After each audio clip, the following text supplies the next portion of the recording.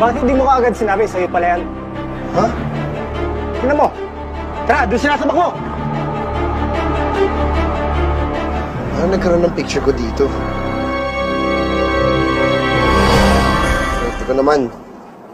Napulot nga ako ng wallet. Kasi hirap ko naman.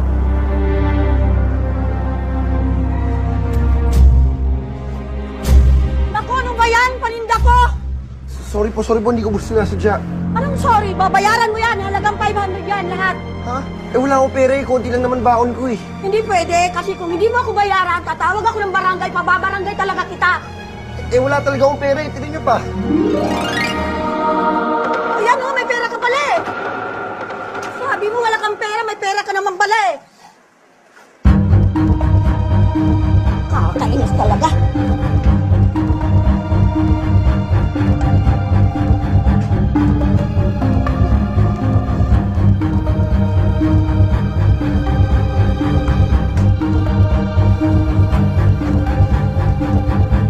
Guni-guni ko ba nito lahat?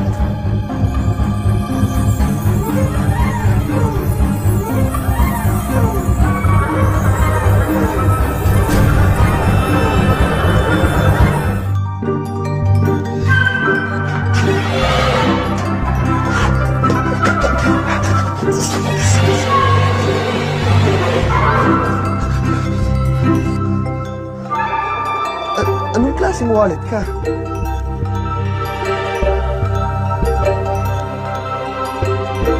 Vincent! Ay, naku. Kanina pa kita tinatawag, hindi mo ba naririnig?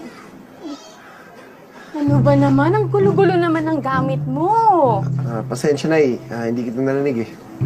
Nagpunta ka nga dun sa tindahan. Umutang ka ng 2 kilong bigas. Abusan na tayo eh. Naubusan tayo ng bigas. Naubusan tayo ng pambili ng bigas. Pareho, sige na. Magbihis ka na. 2 kilo ha.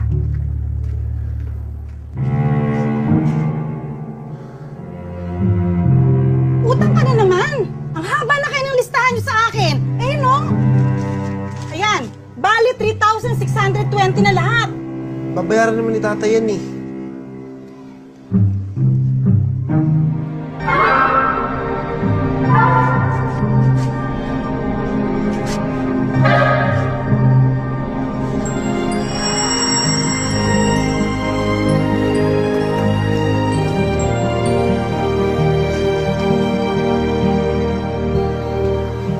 Manang, magkano ulit utang namin? 3,620. Ito po, 3,620. Eksakto! Manang, dahil nakabayad na ako ng utang, pwede ba ako umutang ng 2 kilong bigas? Sige.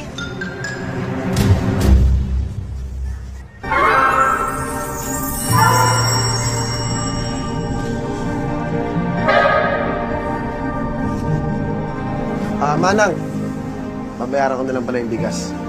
Eh di maganda. May pambayad ka naman pala ulit eh. Para malinis ang utang niyo sa akin.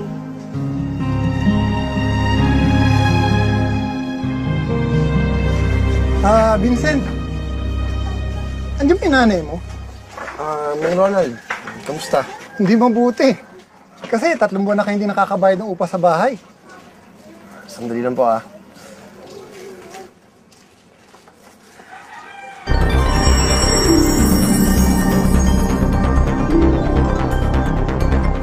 Sige, bilangan niyo na lang po.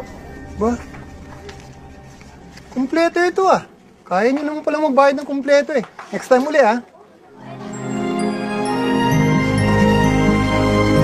Nay, ito na po yung binabili niyo.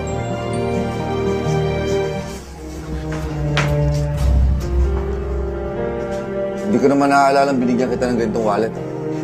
Saan galing to? Napulot ko lang po yan. Eh, wala naman siya laman na pera or ID eh. Kaya yun na lang yung ginamit ko. Pangako ko po yun ang totoo.